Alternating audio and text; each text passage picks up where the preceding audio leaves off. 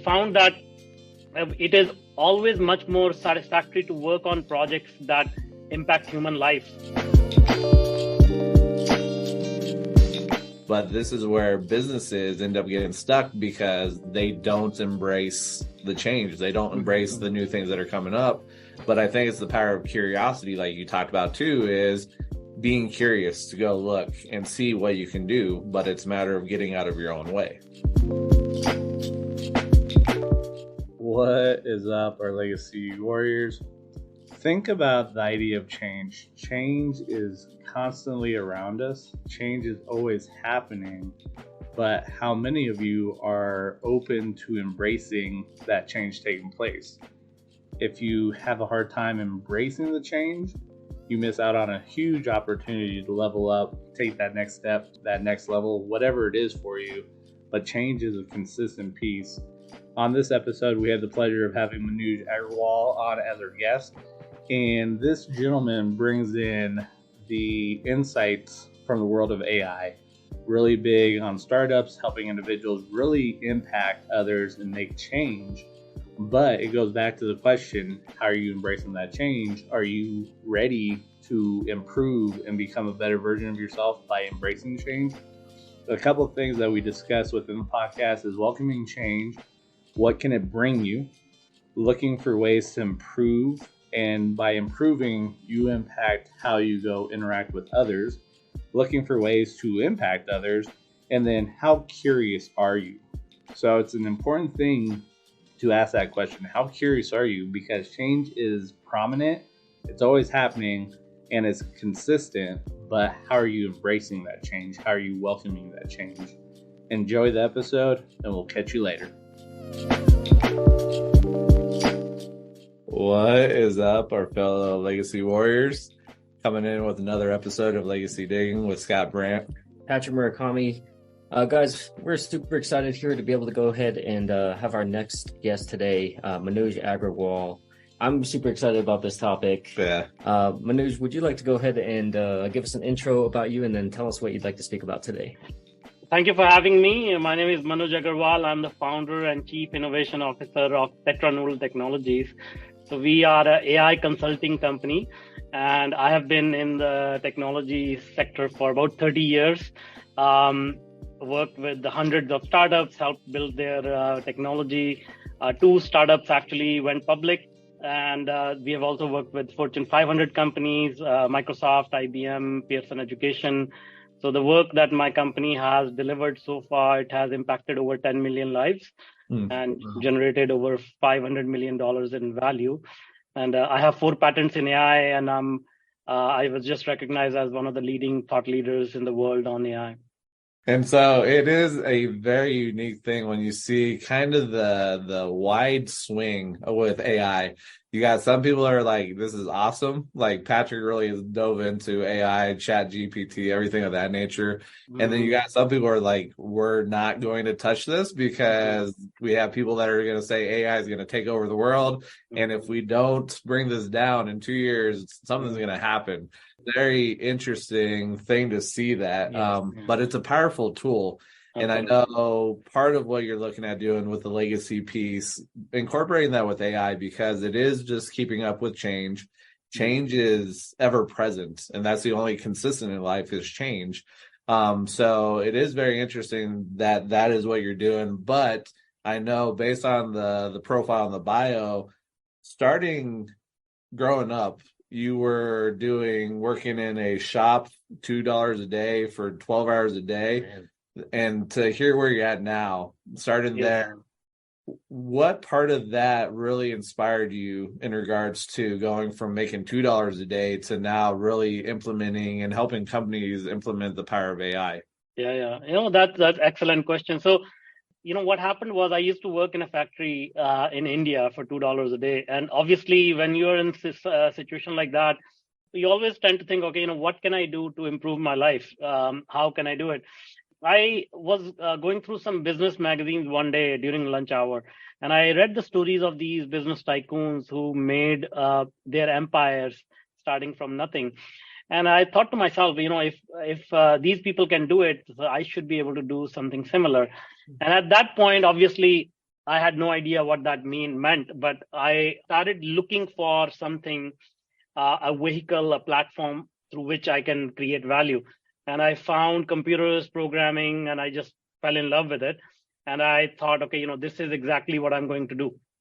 And so as my career in technology progressed, a lot of the learnings that I got from the factory also helped me, because in the factory, you have to scale things. You have to make sure that everything is working in perfect harmony. Like if a machine in the assembly line breaks down, then everything breaks down, right? Mm-hmm. So those type of lessons really came in handy.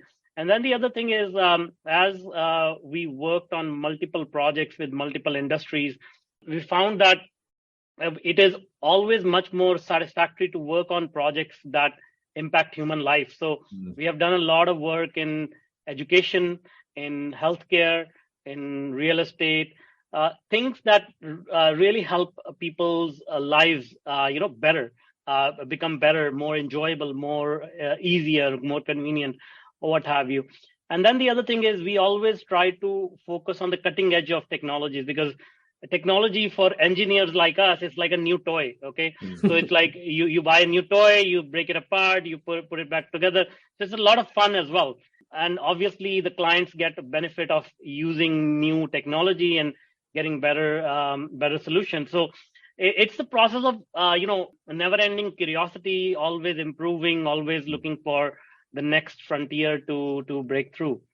What's really interesting is that a lot of people assume that this explosion of AI is like all recent, but a lot of people don't realize that we have been using AI for a very long time. Mm-hmm. It's just progressing, so much faster now. When would you say that you kind of started, and then when did you really have kind of that breakthrough moment with the things that you were doing with AI? So absolutely right. Like AI has been around since the 70s, actually, and it has been called different names altogether. You will realize that most of the rich people in the world, the richest people in the world, you can name any, Elon Musk and Jeff Bezos and Mark Zuckerberg, they all got rich with the use of AI. So they realized what AI meant in late 1990s. So for example, Jeff Bezos started Amazon, I think 95 or 97 or something like that, right? And then it took him only 20 years to become the richest person in the world.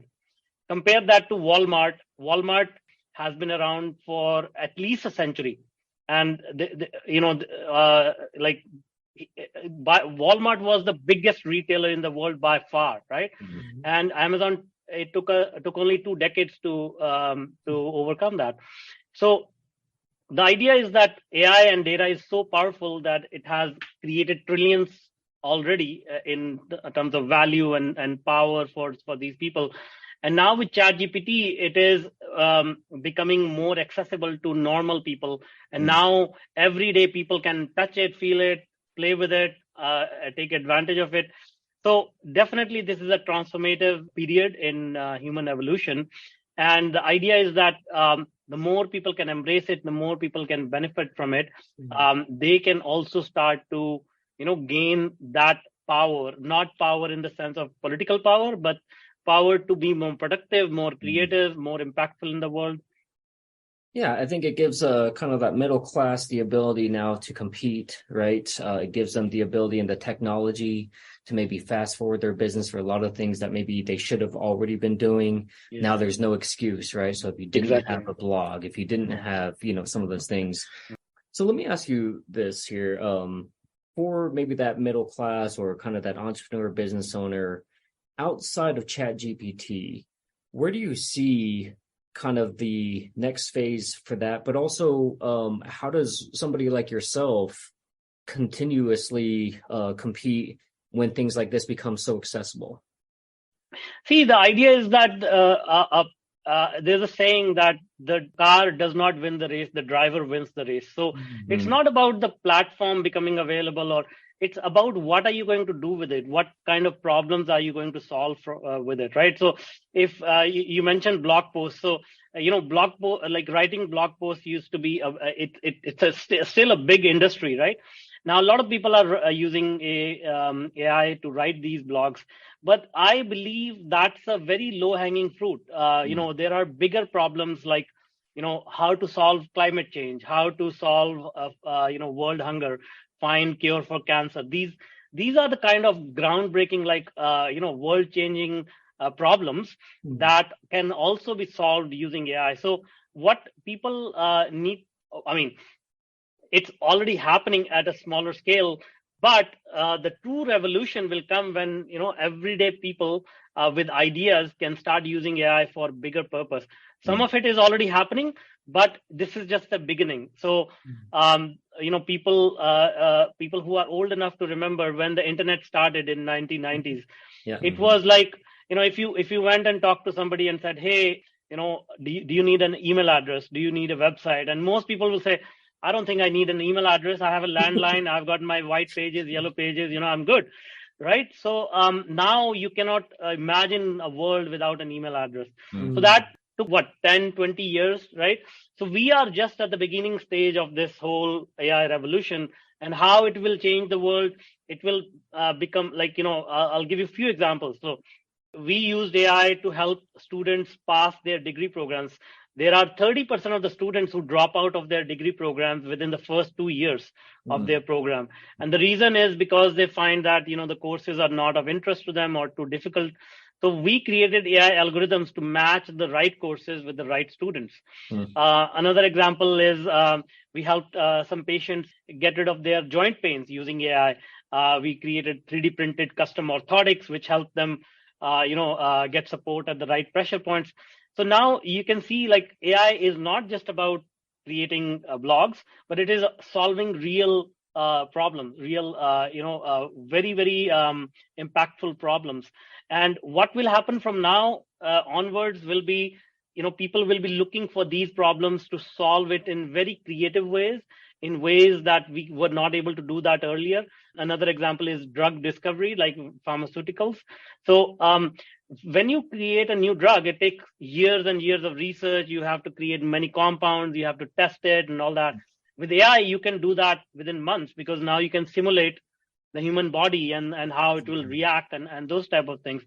So now if we extrapolate it to next 5 years, 10 years, maybe 20 years, you will be able to go to a doctor and say, doctor, I'm facing this issue, but I want you to make me a custom medicine just suited for me according to my DNA with zero side effects.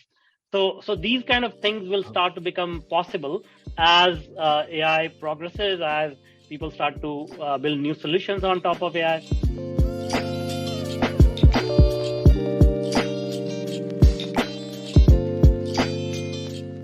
Oh man, that's amazing. So it goes back to where you had spoken, the curiosity piece. And now with tapping into this technology, I have to laugh because you had talked about it being around since the 70s. And now, because more people are mindful of it, it's the huge swath that you still have a lot of people that are hesitant. And Patrick has brought up the fact that if you don't stay ahead of the curve, you're missing out. Yeah. And if you don't get ahead of the curve, your business is going to end up being backlogged. It's going to lose momentum. And it is an interesting thing to see how some people are like, I'm not doing this, I'm not changing, I'm set in my ways. But this is where businesses end up getting stuck because they don't embrace the change. They don't embrace the new things that are coming up. But I think it's the power of curiosity, like you talked about too, is being curious to go look and see what you can do. But it's a matter of getting out of your own way. Yeah, exactly. And this reaction is not unlike any other reaction that humans, show. Whenever there's a new technology, I gave you the example of internet. Like, there are some people still not using internet. Like, there are people still using, their flip phones instead of a smartphone. Right. When the car came out, a lot of people were worried, how is this safer than the horse cart or whatever. So there's been like so many technological revolutions and people behave the same way. The idea is that if people don't, so let's step back. Like, why is AI so different than other technologies? Is because it's the first time in human history that it has increased our ability to think better, to think faster. Every other invention has been to improve our physical abilities, right? So the crane can help us lift 10,000 pounds. The car can help us go 300 miles an hour. But there has been no technology which can make us think faster or help with our cognitive ability. So if people don't wake up, I'll give you a few statistics, right? So the father of AI, his name is Andrew Nug. I think he's a professor in Stanford University. He has said that AI is like the new electricity. AI is the new fire. So if you can imagine your life or business without electricity or fire, then you can choose to stay away from it, right? But what will end up happening is in 5 years, you will be so far behind that you will either have to shut down your business or you have to play catch up big time. On the opportunity side, the CEO of IBM has said that AI is going to add $10 trillion to the world economy by 2030. Okay, yes. So to give you an idea, what does that mean? Today, the world economy is about $80 trillion. Okay, so 10 trillion is 12.5% of the world economy that will be added to the world economy in 7 years. So that's the biggest wealth transfer in the human history that is going to take place. And everybody who wants to participate, they should start now. If they don't want to participate, they can watch other ride the wave. Right there is the biggest golden nugget for any legacy warrior that's listening right now. You better grab a hold of that and run with it. Manuj, as you kind of talk about kind of where you come from and where you're at now, does it feel surreal to be able to share that story of making $2 a day to whatever you're making now, and to talk about the numbers, to talk about trillions of dollars and being in the industry and all that stuff? I mean, how does that feel? It's surreal for sure. It's many times it's unbelievable. So many times I feel like, oh, is this even real? Is this like happening or not? But I think the idea is that I think everybody has a story. Everybody has some hardships that they have gone through, right? Some people have gone through even more hardships than I have. I know people who've had like so much abuse. They grew up in like dirt, poverty, no water, no food, and still they are at the top of their game now. Some of them are Olympic champions. Some of them are, working for the UN. Some of them are doing some amazing things in their own fields. The idea is to use that story and to connect with the right people and have a purpose in your life. So once you have a purpose in your life that is scary to you, that's like, oh, okay, how do I even get there? Like, I can't even fathom, being at this stage. But if you set that goal and then you surround yourself with people who can help you get there, and then you sort of keep learning, keep overcoming the challenges. Consistency and perseverance is one thing. Like if you have a purpose that you say, okay, this is bigger than me and I have to accomplish this in my life, then things fall into place. Yeah, that's incredible. To hear those words right there is a powerful thing, because we talk about it all the time. Yes. But it's having to hear it from somebody else, having to hear a different perspective. I think that's the power there, really understanding your story, understanding the ability to take the challenges, take the adversity, and overcome that and grow as a person. But then you have a lot of people that want to play the victim role and end up blaming everything else. But you have to understand you're center to everything. And so it is just the growth of AI, the growth of the technology, but then the growth of you as a human is just one of those things that go hand in hand. Absolutely. So another nugget here, just back to back. So for, most business owners, right? A lot of them, again, in the financial industries, a lot of, retail stores and things like that, starting to utilize ChatGPT. What are some of the other AI technologies or programs or types of systems that business owners should be looking at implementing as part of their business and their day-to-day? See, ChatGPT has become sort of the poster child for AI. So you have to understand AI has multiple fields. So there is a field of AI which deals with images and videos. So it makes the computer see what we can see and analyze the photos. And, this can be used in diagnosis of X-rays or, in security, implementing security, physical security. many use cases. So that's called computer vision. And there's another field called natural language processing, which is dealing with text and understanding the context of the natural language. There's another one, like there are multiple fields of AI that deal with specific areas. And ChatGPT is based on a platform called large language models. So basically, it learns how humans speak, and then it generates intelligence out of that. So the idea is that first we need to, as a business owner, we need to say, okay, what is my challenge today? Where can what can I solve today, which will, catapult me to the next level? Now that question has a lot of parameters, a lot of different subtasks, a lot of complexity, and that is the question we deal with. So the best thing you can do, sign up for a free account for ChatGPT and enter that question. This is what I'm doing. My business is about selling clothes to young adults, and I'm based in New York. So tell me how I can expand my business. And then as you start to interact with AI, it will start to give you more suggestions. It will start to give you strategies. It will start to give you tactical steps you can take today. And now you can start to expand your mind.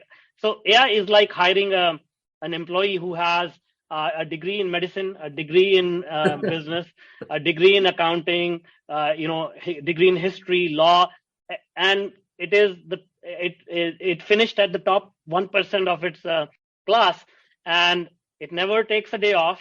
It never gets tired. So imagine if you can hire one employee like that in your company, what will you do with that employee, right? And now imagine if you have a company of 100 people, you can not only hire that employee for yourself, but you can hire one assistant like that for each of your 100 employees, right? So how will that impact your business? That is the seed that I want to plant. It's not about what tools to use, but how to use the tool that is available to you right now, and then extrapolate from there. It's a journey that everybody has to take. If I tell you a tool today, very likely in 2 weeks it's going to be outdated. It's going to be replaced by something else, right? Yep. Yeah.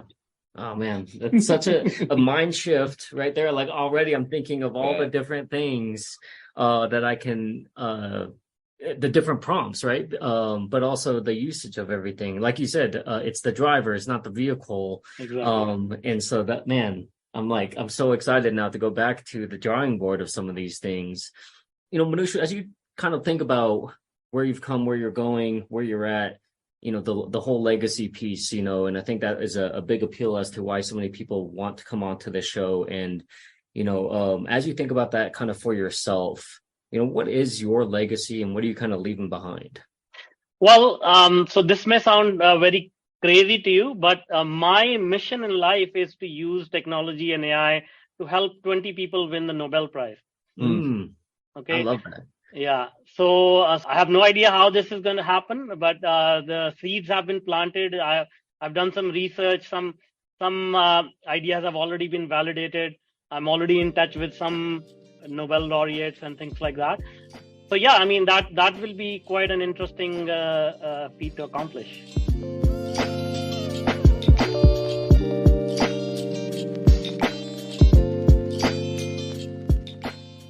Wow, man, that's so cool. I wouldn't call it crazy. I would just call that thinking outside the box, really making a huge impact, because those 20 people that you help out, just the ripple effect of what that does by their discovery, by their accomplishment. So I wouldn't call that crazy. It's just big dreams. And like you said, you're like, I don't know how I'm going to get there. And those are the best dreams. Those are the biggest goals. And those are the best goals because you have that vision and it's just, okay, that's where I'm going. So how am I going to get pulled there? And then things would show up. So exactly. It goes hand in hand with our last guest that we had, Joey, and just kind of that vision and then just driving towards it. Yeah, man, that's it. That's so cool to when you surround yourself and you talk with people who have large dreams and things that maybe somebody has never even thought of or that you never heard of, right? But it's so admirable at the same time and very inspirational, man. So just from you sharing that alone, I'm like, oh man, I hope you get to achieve that. I hope I get to achieve that, and I'm going to be rooting for you for that. Thanks, son. Thank you so much. Yeah, no, that's incredible. are you able to share, and again, maybe not your favorite, but are you able to share kind of, some of the companies that you've worked with that really like made you really proud, and kind of maybe that a moment where you were just kind of like, man, this is when you kind of knew where you were exactly where you were supposed to be? Yeah. Well, I mean, there's been so many instances like that. So the project that we, that I mentioned earlier to help kids complete their degree programs. I mean, not kids, young adults complete their degree program. When we deployed that system, every student that went through that program actually took 20% more courses than required to complete their degree program, and the dropout rate declined. And then what happened was it was so successful that President Obama mentioned that project in his speech multiple times. Wow. And then Bill Gates also mentioned it, and Bill Gates invested in that project. And then, that was such a big thing. We not only helped students change their lives, we helped society not lose out on a graduate, right?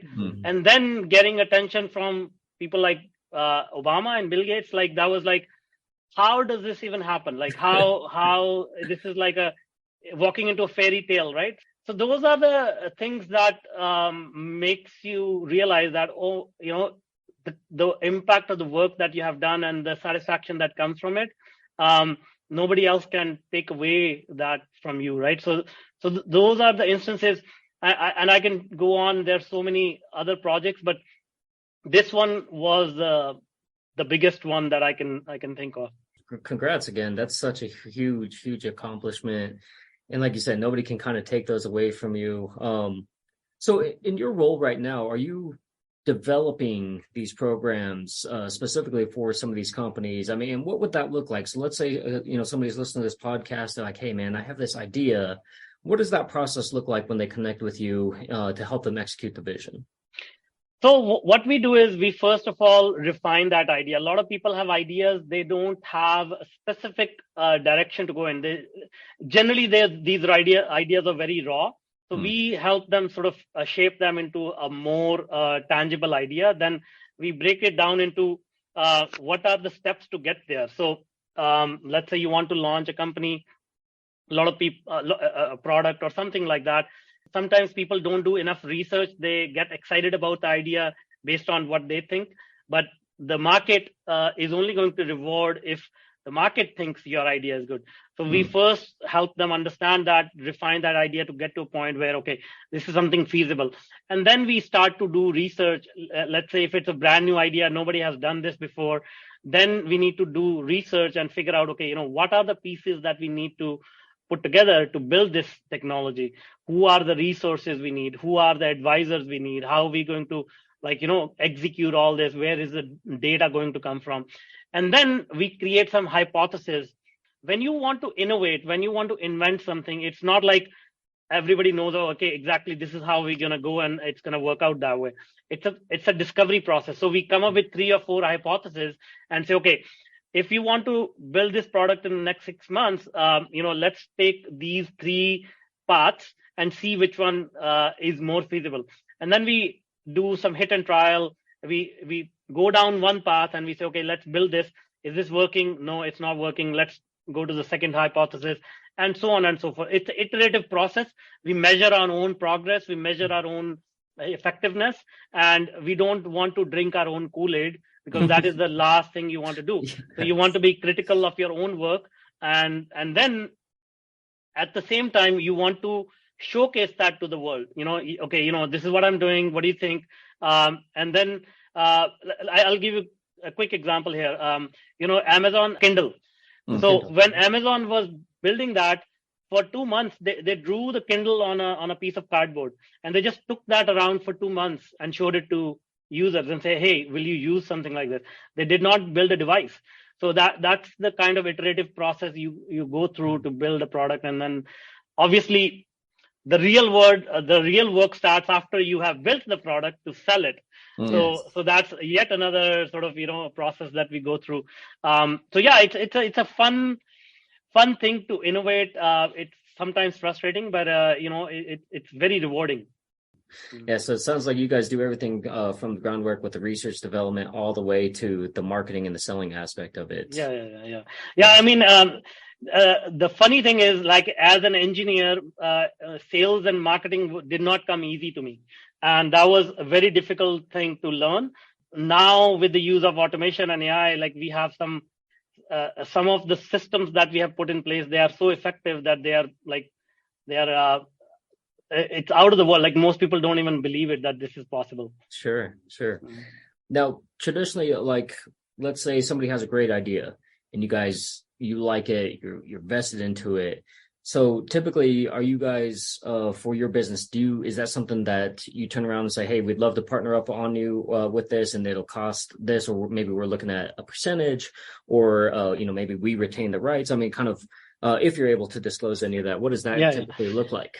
It's generally all done on case-by-case basis. So the thing is that entrepreneurship, as people realize, like, entrepreneurship is it's like a game.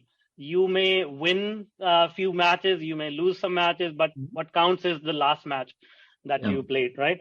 So when we work with somebody, we look at their track record, they look at our track record, and it's like dating, right? So when you date, you may go on a couple of dates and you say, oh, it didn't work out. Or you may say, oh, I like you so much, like, let's move in, like, something along those lines. So it all depends on that. Generally, by rule of thumb, we don't take equity until we have the product in the market, because we don't want to take the risk. We are already taking the risk of sort of building the technology, and that's a very stressful process to begin with. But then after they have proven it, or maybe we have worked with some entrepreneurs or businesses in the past, and then they have come out with a new idea or a complementary idea, then we can take equity in that. It's a very flexible model when we work with an individual or a business. Like, we figure out what they want and negotiate it. That's so cool. No, I think that's a powerful thing to kind of have that flexibility, kind of figure out what's going to be the best ideal route with building and coming together with individuals. And I think that's one of those things too, is for business owners, understanding that you got to have that flexibility. Like, you can't be so rigid and say, this is the only way. It's like, no, look at the situation and say, okay, what can we do here? Maybe it's a little bit different here. So we go this route. We work with somebody else and we're going to go this route. So it is the power of flexibility. Exactly. One more thing I'll add here is, like, money is a very funny game. Like, I have obviously I have background in technology, but I also have background in neuroscience and human psychology. So when you have an vested interest in a product, your mind starts to play games on you. You start to you start to make decisions which may not be the ideal decisions, and you will see that in online game, not online, TV series, like these reality shows where deal or no deal, or these competitive reality shows, whereas the stakes go higher, people start to make mistakes, because it starts to play with your psychology, right? Yes. And that was actually something I was going to tap into, because that's part of your bio that you talk about, is the aspect of the technology piece, but also the aspect of human psychology. And that is a powerful thing, because one of the individuals that we follow and look at is Jeremy Miner, and he really does that human psychology for the sales piece.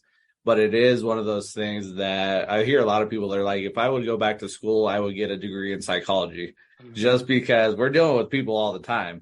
And so it is one of those things that people are like, hey, if you're going to go read books, find books in human psychology, find books in different things, and don't just be so hardcore on just one thing, but have that aspect of the expertise, or start gathering knowledge in different factors that you can combine. And so that is another aspect of the flexibility piece, really opening up and saying, yeah, this may not be my ideal thing, but there might be something out here that I haven't thought about or haven't tapped into. So let me jump in there, instead of having the fear, or no, I don't want to because of the beliefs that I have. Right. Exactly.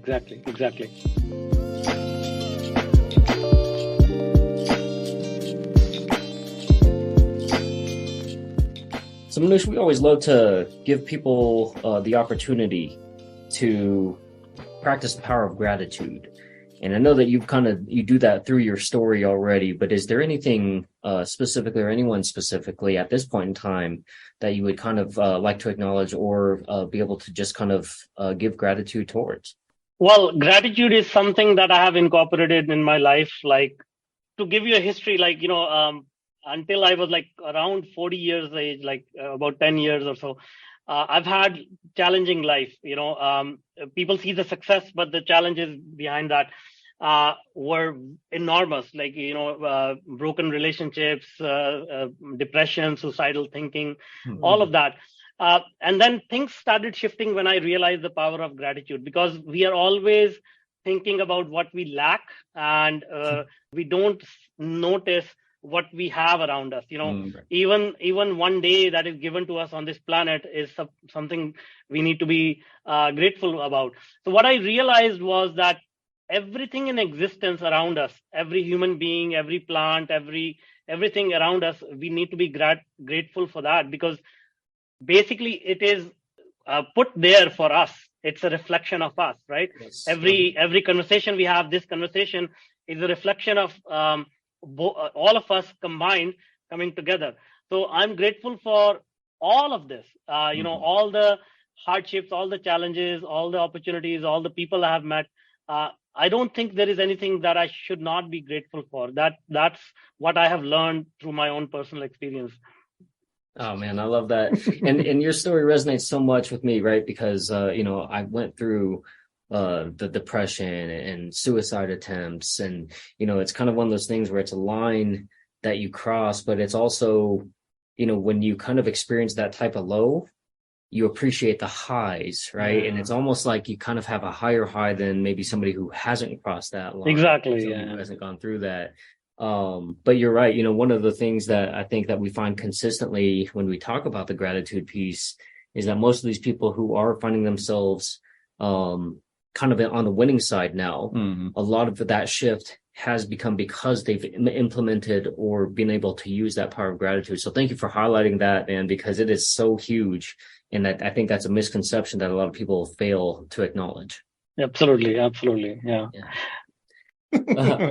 I'm just sitting here just taking in everything. So this is one of the episodes that I'm just like, man, so there's so many things that intertwine here, and it's just hopefully the legacy warriors, as they're listening, are finding just little nuggets to run with, because there's so much here. And I think the biggest thing is just embracing the change, embracing what's happening.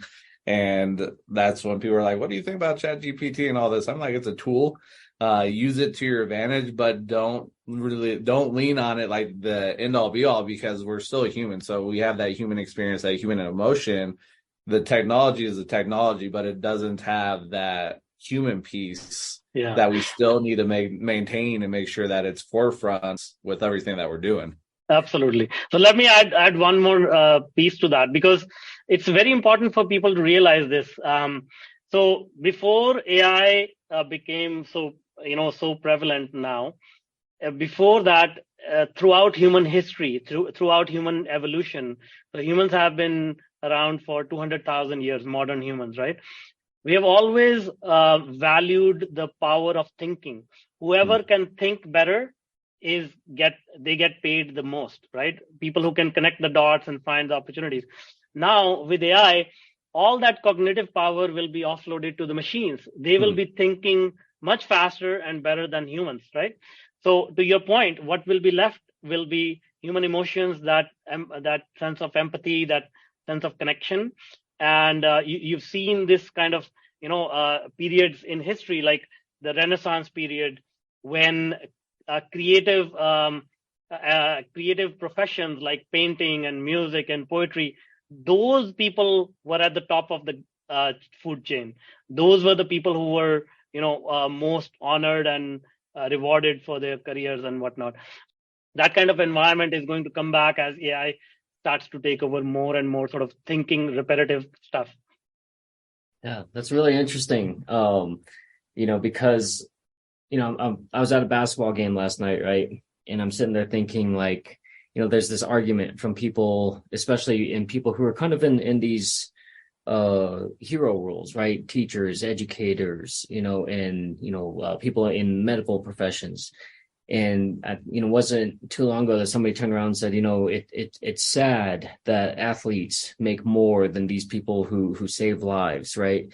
But at the end of the day, what I realize is that the entertainment factor, the factor of something that takes you away from, maybe your daily life, or the things that basically make you escape, right, are the things that are valued, because it is a way to maybe go away from the things that are hurting you on a daily basis, or the things that maybe are bringing you down, and that escape. And so I feel like that this interweaving of utilizing AI kind of does that for the business owner if they learn to do it correctly. Absolutely. Yeah. And then the other thing is, like, we always measure success by who's getting paid more. Maybe the coach who's coaching the basketball player, they get more satisfaction in coaching than being a player. I mean, Right. Everybody has their own definition of success, right? Yes, 100%.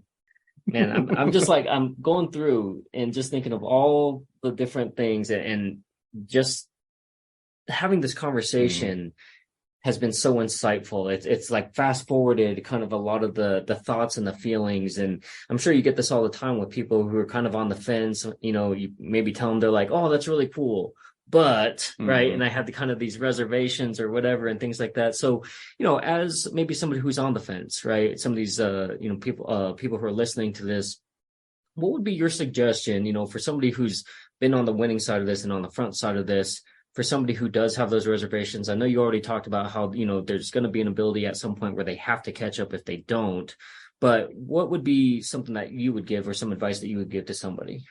So, the whole that basic advice is, fear is the biggest hindrance in progress. Okay. So, and fear is always about the unknown. You don't even know what is on the other side.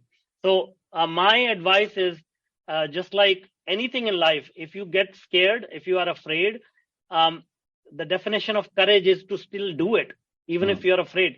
So particularly in this case, all the fear is just because of media, because of what we saw in Hollywood movies, in Terminator and all that. That's all so ridiculous. It's just, it's funny. I'll give you a few examples, right? One is people say, oh, it's going to take away my job. But I tell them, it's actually not going to take away your job. But if somebody actually learns AI, that person is going to take away your job. So you might as well start today, and then he or she will not take away your job. Second thing, people say, oh, it's going to kill humanity, just like Terminator.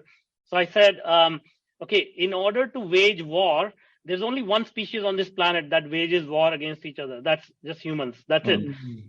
So if you think about who wages war, they have these hidden emotions of jealousy, of ambition, of hurting other people, and that's their own internal trauma coming out, right? So in order for AI to do that, there will be some human needed to create an algorithm to make that AI feel those emotions of jealousy and ambition and things like that. And that's just like ridiculous thing to say. So these are the kind of things that people need to, sort of dig deeper a little bit and say, okay, is this possible? The next thing is when people say, oh, Elon Musk is saying stop AI. A whole bunch of people are saying stop AI. They don't realize that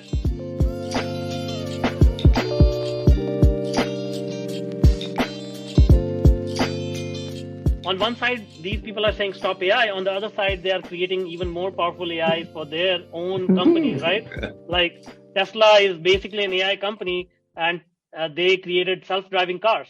It's all AI.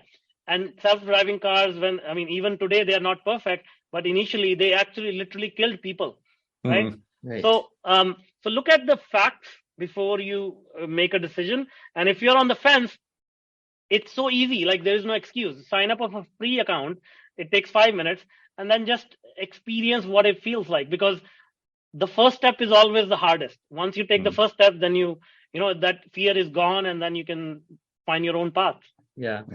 I think it's really funny that you talk about how people are trying to talk about stopping AI, but if you told every single person that had a Netflix account that said, "Hey, you've contributed to this AI algorithm that cost $1 billion," they would be like, "What? What do you mean AI?" Right? But if you say algorithm, all of a sudden it's okay. So I think it's really funny. So it makes me laugh because you have AI, you have everything that's going along, and then you have like the idea of NFTs and the blockchain and how people will freak out about that too, because people only see the surface level stuff like with the NFTs, but it's the technology underneath that. And so it is very interesting, just the conversations that we have, people that come on and join us, and just have people that dream big, see things bigger. It just gives validation, says, yep, go ahead and do what you need to, tap in, go do the big things, because there's people that are doing it. And so the people that have the doubts, the people that want to go and try to rain on your parade and whatnot, that's cool. Just understand those people are going to be stuck. And so they're going to be like, oh man, I wish I would have done that. Well, go look at how you were back then when the conversation was happening, when it originally was taking place. Exactly. Manuj, I just want to come hang out with you, man. I just want to see what you're doing. Come on over. Yeah, of course. Anytime. Yeah. So I have to take a trip up to Canada. No, I mean, I'm dead serious. I would come in, I'd vlog the whole thing, just to kind of learn about what you do and what a day-to-day looks like for you, because, this whole thing is so interesting to me. The psychology of it, the integration of everything, and I just feel like that even just watching you in your element, I would learn so much. And so as you kind of start thinking about what the next steps are, the evolution processes, things like that, what are the personal goals? So for somebody who thrives in AI, what is personal life, goals, and what does that kind of look like for you? And is there ever a point in time where you have to maybe disconnect from what you do from the AI side of things, for real life? Yeah. So I've had really great mentors, really great coaches. One of the most prominent coaches I've had is his name is Jeff Spencer, and he's Olympic champion, and he's actually responsible for at least 50 gold medals, and Tour de France, and he's like a big deal. And he told me that if you cannot control your day, you cannot control your life. So always control your day. So what do I mean by that? When I wake up, I meditate for 20 minutes and I do yoga for 10-15 minutes, and then I go for a walk. So it's like a very easy start of the day, so that I can sort of just prepare myself, my mental state, my physical state for the day.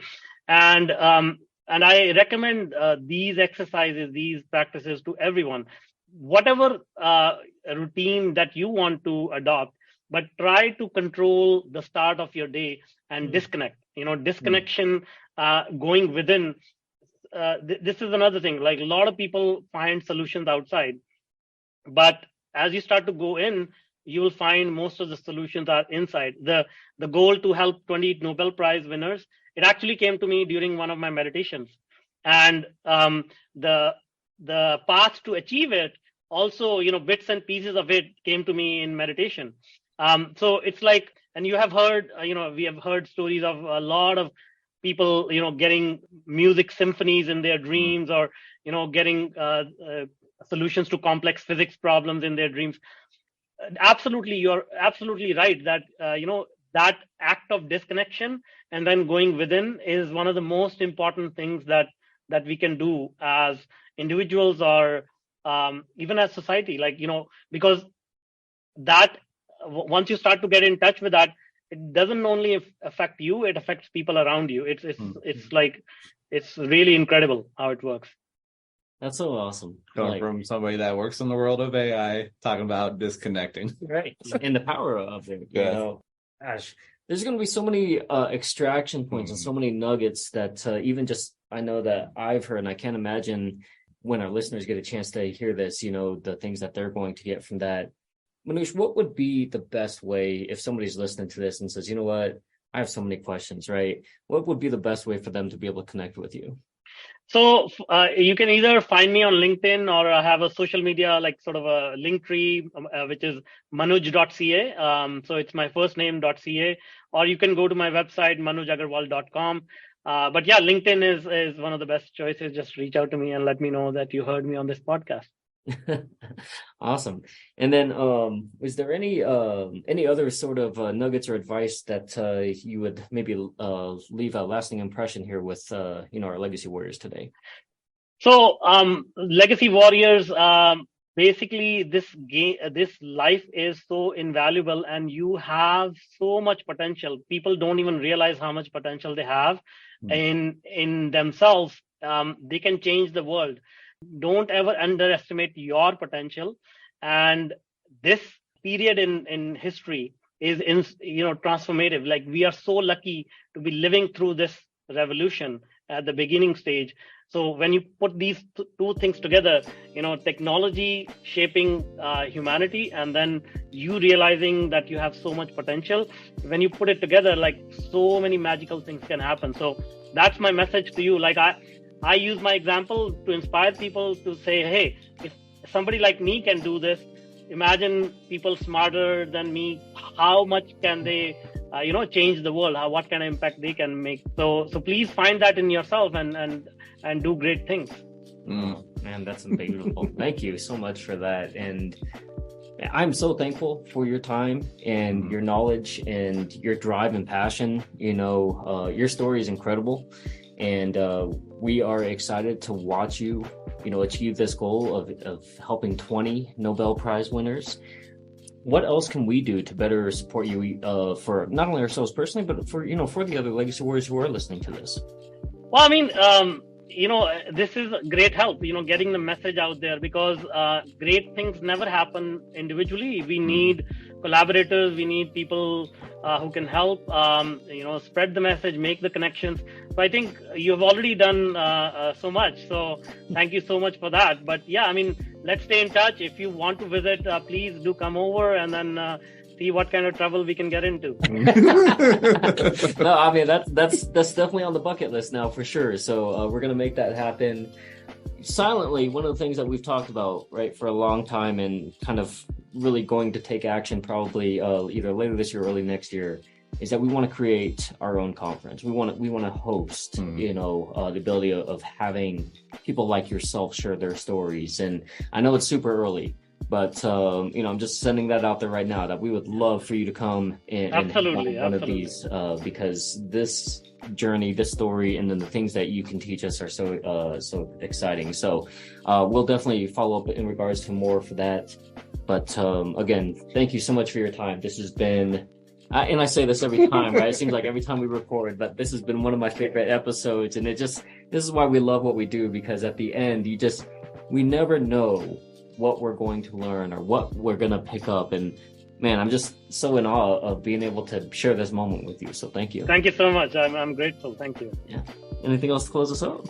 Nope. Just extract the nugget that you need, go implement it, come back, find something else, and then keep moving forward. So other than that, we appreciate all our legacy warriors allowing us to be on your journey, helping you go to extract that legacy to go do bigger and better things. Other than that, we'll catch you next episode.